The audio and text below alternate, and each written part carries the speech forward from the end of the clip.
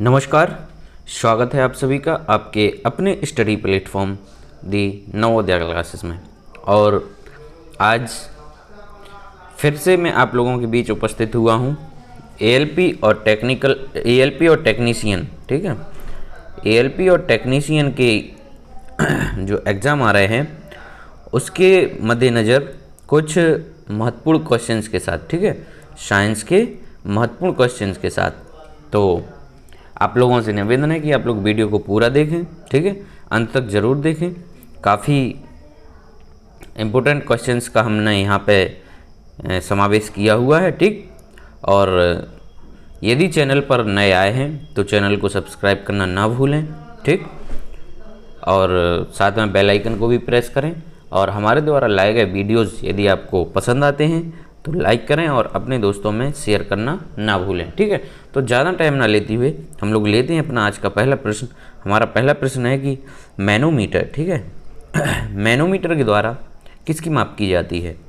Manometer के द्वारा किसकी माप की जाती है? ऑप्शन ए वायु दाब, बी गैसों का दाब, सी द्रवों का घनत्व और डी सतह पर तेल का दबाव, ठीक है। तो जो वायु दाब मापा जाता है वो किससे मापा जाता है? वायु दाब तो मापा जाता है हमारा बैरोमीटर से, ठीक है। वायु दाब कैसे मापा जाता है? बैरोमीटर से, ठीक। द्रवों का जो घनत्व है, ठीक है, द्रवों का जो घनत्व है वो मापा जाता किससे? द्रवों का घनत्व मापा जाता है हमारा यहाँ पर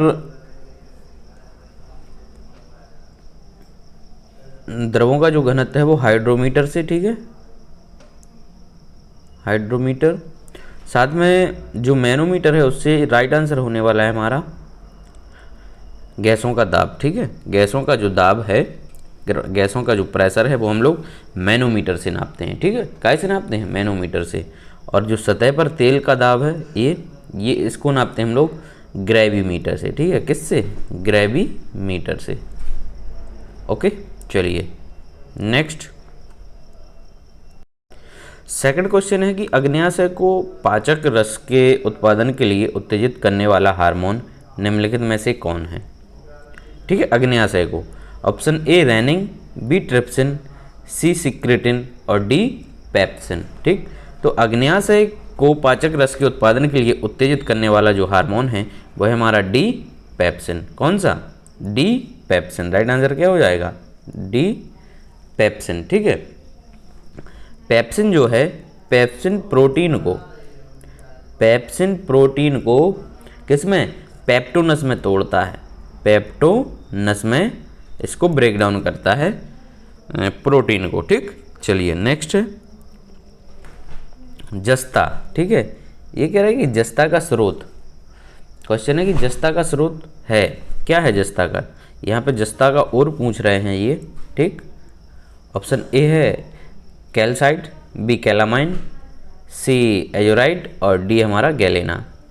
तो राइट आंसर होगा हमारा यहाँ पर जस्ता का जो स्रोत होता है वो होता है राइट आंसर बी कैलामाइन। क्या होगा? राइट आंसर हमारा बी कैलामाइन, ठीक है। कैलामाइन क्या होता है? जस्ते का स्रोत होता है, ठीक है। इसका सूत्र होता है ZnCO3। क्या होता है? ZnCO3। कैलामाइन का जो सूत्र होता है वो होता है हमारा ZnCO3, ठीक है। और जो कैलासाइड है ये कैल्शियम का और है, ठीक है। किसका? ये कैल्शियम का एस्क है, गैलेना ये हमारा उसका है लेड का, ठीक है, Pb का, लेड का एस्क है कौन सा? गैलेना। चलिए नेक्स्ट है न्यूक्लियर विद्युत संयंत्र में आमतौर पर सबसे ज़्यादा प्रयोग में लाया जाने वाला मॉडरेटर है। ये पिछली वीडियोज में यानी कि ये काफ़ी ज़्यादा रिपीट होता है ये क्वेश्चन, ठीक है। जो मॉडरेटर यूज होता है हमारा न्यूक्लियर रिएक्टर्स में, ठीक है, न्यूक्लियर विद्युत संयंत्र में, वो होता है यहाँ पे राइट आंसर होगा हमारा ए भारी पानी, ठीक है, भारी पानी D2O, ठीक। ऑप्शन क्या हो जाएगा सही? राइट आंसर होगा हमारा ए भारी पानी। जो भारी पानी है वो सबसे अधिक मॉडरेटर के रूप में न्यूक्लियर विद्युत संयंत्र में प्रयोग किया जाता है, ठीक है। चलिए नेक्स्ट है तरल प्रवाह का पृथक्करण किसके कारण होता है? तरल प्रवाह का पृथक्करण किसके कारण होता है? ऑप्शन ए प्रवाह की दिशा पर दाब की कमी, बी परिसीमा स्तर मोटाई में कमी, सी प्रतिकूल दाब प्रवणता का होना और डी अनुकूल दाब प्रवणता का होना। तो यहाँ पर जो हमारा राइट आंसर है वो है ऑप्शन नंबर सी, प्रतिकूल दाब प्रवणता का होना। ठीक है, प्रतिकूल दाब प्रवणता के कारण ही तरल प्रवाह का पृथक्करण होता है। ठीक है, तो यहाँ पर राइट आंसर है हमारा सी। चलिए नेक्स्ट, जब किसी पदार्थ द्वारा बिना सुगठित विरूपण के ऊर्जा की एक मात्रा का अवशोषण किया जाता है तब उस गुणधर्म को कहा जाता है, क्या कहा जाता है?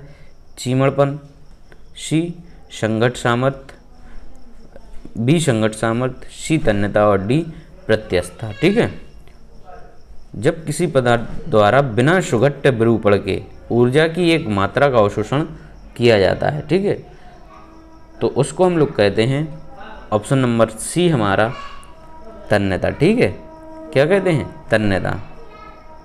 तन्यता को इंग्लिश में बोलते हैं डक्टिलिटी, डक्टिलिटी। ठीक है, तन्यता क्या है?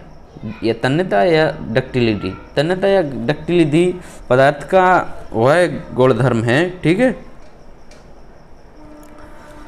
जिससे मान लीजिए कोई फोर्स लगाया हमने किसी चीज़ पर, ठीक है, तो जो जिसका अच्छा तन्यता का गुण होगा, ठीक है, वो उतना ही बेंड हो जाएगा। ठीक है, या तार के रूप में या किसी भी रूप में खिंच जाएगा, वो उसको अपन खींच सकते हैं। किसी भी धातु को जितनी अच्छी डक्टिलिटी होगी उसको उतनी अच्छी तरीके से हम खींच सकते हैं।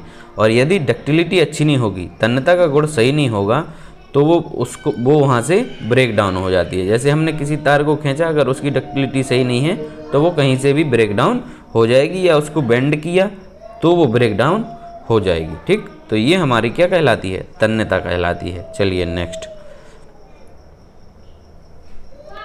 सातवां प्रश्न, निम्नलिखित में से कौन सा कथन सही है? निम्नलिखित में से कौन सा कथन सही है? ऑप्शन ए कह रहा है कि ऊर्जा तथा कार्य अदिश है, बी ऊर्जा संवेग और वेग सदिश है, सी बल संवेग और वेग जो हैं वो अदिश हैं, और डी बल तथा कार्य सदिश हैं। ठीक है, तो ये हमारी दो क्वांटिटी होती हैं, एक सदिश और एक अदिश। ठीक है, सदिश जो है हमारी, उसको इंग्लिश में हम लोग कहते हैं वेक्टर क्वांटिटी, वेक्टर क्वांटिटी, और अदिश को कहते हैं स्केलर क्वांटिटी, स्केलर क्वांटिटी। ठीक, तो वेक्टर क्वांटिटी और स्केलर क्वांटिटी क्या होती है? ठीक है, स्केलर जो क्वांटिटी है या अदिश राशि, उसमें केवल क्या होता है? ऐसी भौतिक राशियाँ जिनमें केवल क्या होता है? परिमाण होता है। ठीक है, परिमाण होता है। क्या होता है? परिमाण होता है। इसमें दिशा नहीं होती है, यानी डायरेक्शन नहीं होता है। ठीक है, डायरेक्शन नहीं होता है, ओनली क्या होता है? परिमाण होता है। ऐसी राशियाँ हमारी कहलाती हैं अदिश राशियाँ, और जिनमें परिमाण भी होता है, ठीक है, और डायरेक्शन भी होता है। ठीक, ऐसी राशियाँ कहलाती हैं सदिश राशियाँ। एक इसकी ट्रिक है सदिश और अदिश को पहचानने की। ठीक है, सदिश राशियाँ अधिकतर वहाँ पर होती हैं, ठीक है, जिनमें वह शब्द आता है। ठीक है, और अदिश वहाँ होती हैं जहाँ वह शब्द नहीं आता है। ठीक, तो जैसे यहाँ पर हमारा ऊर्जा, ठीक है, यहाँ ऊर्जा में वह शब्द नहीं आ रहा है तो ये अदिश हो गई, और कार्य इसमें भी वह शब्द नहीं आ रहा है तो भी ये अदिश हो गई। ठीक है, तो राइट आंसर है यहाँ पर हमारा ए, ऊर्जा ये अदिश हो गई, संवेग ये सदिश है। ठीक है, और वेग ये सदिश है। ठीक, तो ये कथन हमारा सही नहीं होगा यहाँ पर। ठीक, ये भी नहीं है। इसके बाद बल, संवेग और वेग अदिश हैं, ये अदिश नहीं है, ये सारी क्या हैं? सदिश हैं, तो ये कट गया। बल तथा कार्य अदिश हैं। ठीक है, ये सदिश है बल, और कार्य अदिश है। ठीक, चलिए नेक्स्ट, कोई व्यक्ति अपने ठीक सामने के बिंदु पर नदी पार करके पहुंचना चाहता है। यदि वह अपनी नाव को धारा के दोगुने वेग से चला सके तो उसे धारा की दिशा में किस कोण पर अपनी नाव को चलाना चाहिए? ठीक है, मान लीजिए ये कोई व्यक्ति है, ठीक ठीक, ये इस बिंदु पर खड़ा है, ये नदी बह रही है, और उसको इसके जस्ट सामने, ठीक है, बी बिंदु पर पहुंचना है। ठीक, ये रिवर है, इसको यहाँ पहुंचना है। ठीक है, तो ये कह रहा है कि वो अपनी जो नाव है उसको दोगुने वेग से चला सके। धारा, ठीक है, धारा इस ओर बह रही है, ठीक। तो कह रहा है कि किस कोण पर, तो यहाँ किसी कोण पर उसको चलना पड़ेगा, ठीक है। ये कोण हमें फाइंड करना है क्या है, ठीक। ये सी पॉइंट हो गया, ठीक। तो ये जो है ये उसकी गति है, यानी ये हो गया 2v और धारा की गति हो गई v, ठीक है। धारा की गति क्या हो गई v। ये जो कोण है, ठीक है, ये जो कोण दिया है हमें एंगल थीटा मान लेते हैं हम, ठीक है। तब हम यूज करेंगे sine theta is equal to, ठीक है, साइन थीटा इक्वल टू क्या होता है हमारा, होता है परपेंडिकुलर अपॉन हाइपोटेन्यूज, ठीक है। पर लंब बटे कर्ण, ठीक है। तो ये थीटा हो गया, इसके सामने वाला होगा हमारा परपेंडिकुलर, ठीक। परपेंडिकुलर यानी sine theta is equal to v upon perpendicular upon hypotenuse. Hypotenuse हो गया ये, ठीक है, सी ए वाला। तो ये हो गया हमारा 2v। तो v से v कैंसिल, यानी sine theta is equal to क्या निकल के आया 1/2, ठीक। तो साइन, तो थीटा की वैल्यू क्या हो गया, साइन 1/2 कब होता है 30 डिग्री पे, ठीक है। साइन थीटा की साइन 30 की वैल्यू 1/2 कब होती है 30 डिग्री पे, ठीक है। तो राइट आंसर क्या निकल के आ गया, सी निकल के आ गया। राइट आंसर क्या हो गया, सी। चलिए नेक्स्ट। जब कोई ग्रह सूर्य के गिर्द गति करता है, ठीक है, ये हमारा सन हो गया, और ये जो ग्रह हैं ये सूर्य के इस तरीके से चक्कर लगाते हैं, गति करता है, तो क्या संरक्षित रहता है, ठीक है।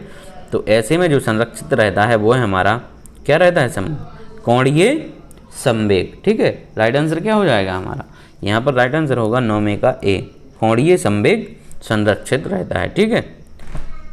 चलिए एक चीज़ और इसमें समझ लीजिए कि जब भी कोई ग्रह सूर्य के चक्कर लगाता है हमारा, ठीक है, सूर्य के चक्कर लगाता है, तो जब वह सूर्य से, ठीक है, दूर होता है, जब ये सूर्य से दूर होता है तो इसकी गति क्या होती है, कम होती है।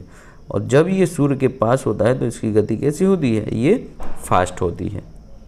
ये भी एक फैक्ट है। चलिए 9वां, दृढ़ता गुणांक का माप है। ये पिछले सेट्स में भी हमें आ गया क्वेश्चन। तो दृढ़ता गुणांक का जो माप है वो होता है ऑप्शन नंबर बी, दृढ़ता, ठीक है। चलिए अगला है, रोटामीटर का प्रयोग पाइपों में क्या मापने के लिए किया जाता है। ये भी पहले हम लोग कर चुके हैं। रोटामीटर का प्रयोग पाइप में क्या मापने के लिए किया जाता है। ऑप्शन ए वेग, बी दाब, सी विसर्जन और डी घूर्णन। तो रोटामीटर का जो प्रयोग होता है वो होता है हमारा ऑप्शन नंबर सी, विसर्जन में, ठीक है। विसर्जन मापने के लिए किया जाता है। क्या मापने के लिए, विसर्जन। चलिए आगे बढ़ते हैं। रंगीन टीवी में इस्तेमाल रंग है। रंगीन टीवी में इस्तेमाल जो रंग होते हैं वो कौन कौन से होते हैं, ठीक है। तो रंगीन टीवी में हमारे प्राइमरी कलर्स का यूज होता है, ठीक है। प्राइमरी रंग कौन कौन से होते हैं, प्राइमरी जो रंग होते हैं हमारा लाल होता, नीला होता और हरा होता है। लाल, नीला और तथा लाल, नीला, हरा तथा लाल। तो ऑप्शन क्या हो जाएगा यहाँ पर, डी हमारा सही हो जाएगा, ठीक है। और प्राइमरी कलर्स में हम लोग जब दो प्राइमरी कलर्स मिलते हैं तब सेकेंडरी कलर बनते हैं, ठीक है। यह द्वितीयक, उनको हिंदी में बोलते हैं द्वितीयक रंग। जब दो प्राइमरी कलर्स को हम लोग आपस में मिलाते हैं तो क्या बनेंगे फिर, सेकेंडरी रंग। नेक्स्ट, आयन मंडल होता है। आयन मंडल कह रहे कैसा होता है, आयन मंडल होता है ऑप्शन ए ऋणात्मक आवेश परत से युक्त होता है, बी धनात्मक आवेश परत से युक्त होता है, सी उदासीन और डी इनमें से कोई नहीं। तो जो आयन मंडल होता है दोस्त वो होता है हमारा कैसा, नेगेटिव चार्ज से युक्त होता है, ठीक है। ये नेगेटिव चार्ज से युक्त होता है। राइट आंसर हो जाएगा हमारा यहाँ पर ए, ठीक। और जो आयन मंडल होता है वो 60 किलोमीटर से लेकर, इसकी जो रेंज है वो 640 किलोमीटर तक होती है, ठीक है। क्या होती है, 60 किलोमीटर से लेकर 640 किलोमीटर तक। चलिए नेक्स्ट क्वेश्चन है कि ईएम तरंगें, ठीक है, ईएम यानी इलेक्ट्रोमैग्नेटिक तरंगें अपनी क्रिया के कारण आयन मंडल द्वारा प्रतिबिंबित होती हैं। ऑप्शन ए इलेक्ट्रॉनों द्वारा, बी प्रोटॉनों द्वारा, सी परावैक्निक किरणों द्वारा और डी गामा किरणों द्वारा। तो राइट आंसर होगा यहाँ पर ए इलेक्ट्रॉनों द्वारा, ठीक है। इलेक्ट्रॉनों द्वारा ये प्रतिबिंबित होती हैं। नेक्स्ट, आकाश तरंगों के माध्यम से किसमें प्रसरण होता है। आकाश तरंगों के माध्यम से किसमें प्रसरण होता है? A HF range, B BHF range, C UHF range और डी VLF रेंज। तो आकाश तरंगों के माध्यम से जो प्रसरण होता है वो होता है हमारा दोस्तों, राइट आंसर होगा सी UHF रेंज। ठीक है, UHF रेंज, यू मतलब अल्ट्रा हाई और फ्रिक्वेंसी। ठीक है, UHF range ultra high frequency. ठीक, अल्ट्रा हाई फ्रिक्वेंसी। ठीक, और जो HF होगी ये हमारी हाई फ्रिक्वेंसी होती है। HF हाई फ्रिक्वेंसी ये 3 मेगाहर्ट्ज से लेकर 30 मेगाहर्ट्ज तक होती है। ठीक है, इसकी रेंज। चलिए नेक्स्ट कह रहे क्वेश्चन है कि इसमें ईंटों की संख्या की गणना कीजिए। हमें इसमें ईंटों की संख्या बतानी है, तो सबसे नीचे वाली रोज में। ठीक है, तो सबसे नीचे वाली जो रोज है इसमें एक तो ये हो गई, 2 3। ठीक है, 3, 1 2 3, और इनके नीचे होगी 3 और 2 5, और एक सबसे लास्ट में होगी, यानी सबसे लास्ट नीचे वाली रो में हो गई 6। इसमें 1 2 और एक इसके नीचे वाली, ऊपर वाले के नीचे, तो इसमें हो गई 3। ठीक है, सेकंड रो में 3 हो गई और ऊपर वाली रो में 1 है। 1 3 4 और 6 10। राइट आंसर क्या हो गया? Option number C. Right answer option number C. कितनी होंगी? 10 ईंटें होंगी। विटामिन ए सहायता नहीं करता है। विटामिन ए सहायता नहीं करता है। ऑप्शन ए ऊतकों में एंजाइम का निर्माण करता है। ये उपापचय में उत्प्रेरक के रूप में भाग लेता है। ये गलत है। उपापचय में उत्प्रेरक के रूप में विटामिन्स भाग नहीं लेते हैं। ठीक है, बाकी रोगों से रक्षा करते हैं, पाचन क्रिया में भी सहायक होते हैं, ऊतकों में एंजाइम का भी निर्माण करते हैं। तो यहाँ पर राइट आंसर होगा हमारा बी। चलिए आगे बढ़ते हैं। दूषित जल जनित रोग नहीं है। दूषित जल, ठीक है, ये कह रहा है दूषित जल यानी गंदे पानी से इनमें से कौन सा रोग नहीं होता है? ऑप्शन ए टाइफाइड, बी हैजा, सी पीलिया और डी फ्लोराइसिस। तो जो दूषित जल से इनमें से रोग है, जो दूषित जल से नहीं होता है, वो है हमारा कौन सा? ऑप्शन नंबर सी पीलिया। ठीक है, पीलिया हमारा जो रोग है वो दूषित जल से नहीं होता है। ठीक है, पीलिया दूषित जल से नहीं होता है, बाकी ये सारे जो हैं वो दूषित जल से होते हैं। ठीक, आगे बढ़ते हैं। मनुष्य के लिए वह बहुमूल्य तत्व जो सौरमंडल में नहीं पाया जाता है। क्या नहीं पाया जाता सौरमंडल में? ऑप्शन ए है ऑक्सीजन पाया जाता है, जल पाया जाता है और नाइट्रोजन पाया जाता है। सोडियम क्लोराइड सौरमंडल में नहीं पाया जाता है। सोडियम प्लस क्लोरीन को मिलाकर बनाया जाती है। ठीक है, जब सोडियम और क्लोरीन आपस में मिलते हैं तब सोडियम क्लोराइड बनता है। तो राइट आंसर हो जाएगा हमारा option number D. Right answer option number D. चलिए, अधिक ध्वनि उत्पन्न करता है। इनमें से कौन अधिक ध्वनि उत्पन्न करता है? ऑप्शन ए चिंपैंजी, बी बंदर, सी गोरिल्ला और डी बाघ। तो राइट आंसर हो जाएगा हमारा यहाँ पर डी बाघ। बाघ जो है वो इनमें से सबसे अधिक ध्वनि उत्पन्न करेगा। फिर कह रहे हैं निम्नलिखित में से कौन मिश्रण नहीं है? ये कह रहे हैं इनमें से मिश्रण कौन नहीं है? ए स्टील, बी पीतल, सी तांबा और डी कांसा। तो इन चार में से कौन सा नहीं है दोस्तों मिश्रण? तो मिश्रण नहीं है हमारा यहाँ पर ऑप्शन नंबर सी तांबा। ठीक है, तांबा जो है वो मिश्रण नहीं है, बल्कि ये क्या है? एक धातु है, मेटल है ये। ठीक, ये मिश्र धातु नहीं है। ठीक, स्टील जो होता है, स्टील में मिश्रण होता है हमारा किस किस का? इसमें जो है लोहा और कार्बन मिलाया जाता है, तब ये हमारा स्टील बनता है। ठीक है, पीतल किस किस को मिलाकर बनता है? पीतल जो बनाया जाता है वो हमारा कॉपर और जिंक को मिलाकर। ठीक है, और कांसा तो आपको पता है, ये भी काफ़ी पूछा जाता है कांसा किससे मिलकर बनता है। ठीक है, तो कांसा जो हमारा है वो कॉपर और SN, ठीक है, टिन से मिलकर, कॉपर और टिन के मिश्रण को कांसा कहते हैं। और पीतल का भी पूछ लिया जाता है। ठीक है, तो ये आपको याद रखना है कि कॉपर और जिंक मिला के पीतल बनता है और कॉपर और टिन मिला के कांसा बनता है। मोटर चालक पीछे की वस्तु को देखता है।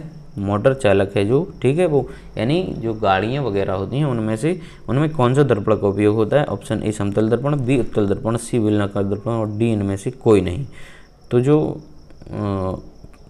4 व्हीलर्स या ट्रक वगैरह होते हैं, ठीक है, ट्रांसपोर्टेशन वाले, तो उनमें जो दर्पण उपयोग होता है वो है हमारा ऑप्शन नंबर बी, उत्तल दर्पण। ठीक है, कौन सा होता है? ऑप्शन नंबर बी, उत्तल दर्पण। ठीक है, उत्तल दर्पण इसलिए क्योंकि ये वस्तु को सदैव सीधा दिखाता है। ठीक है, इसमें सदैव सीधा प्रतिबिंब बनता है, साथ ही इसमें जो एक्चुअल इमेज होती है उससे छोटा प्रतिबिंब बन जाता है, इसलिए इसमें उसका सराउंडिंग भी पूरा आ जाता है और वो इमेज भी दिख जाती है इसमें। नेक्स्ट, एक पानी के भरे गिलास के नीचे से कागज़ को खींचते हैं तो पानी में गति उत्पन्न नहीं होती है। क्यों नहीं होती है? ठीक है, मान लीजिए कोई गिलास है, ठीक,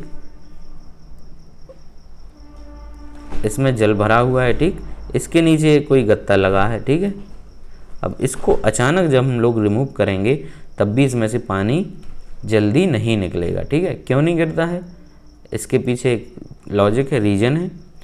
तो इसका है कि गति के तीसरे नियम के कारण नहीं, जड़त्व के कारण। ठीक है, तो राइट आंसर यहाँ पर हो गया हमारा बी, जड़त्व के कारण। ठीक है, जड़त्व का जो यानी लॉ ऑफ इनर्शिया है हमारा, लॉ ऑफ इनर्शिया, इसमें ये कहते हैं कि जब तक कोई वस्तु यदि रेस्ट में है, ठीक है, तो वो रेस्ट में ही बनी रहेगी जब तक कि उस पर कोई बाह्य फोर्स, ठीक है, कोई एक्सटर्नल फोर्स अप्लाई ना किया जाए। ठीक है, और यदि कोई चीज़ चल रही है तो वो गति में ही रहेगी, यानी मोशन में ही रहेगी। ये हमारा लॉ ऑफ इनर्शिया होता है। ठीक है,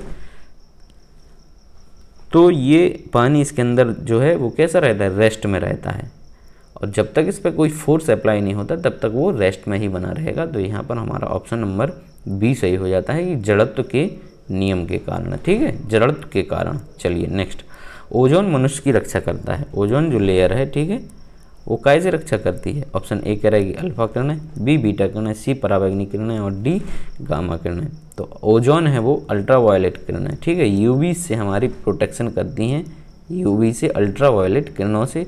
राइट आंसर हो जाएगा हमारा सी।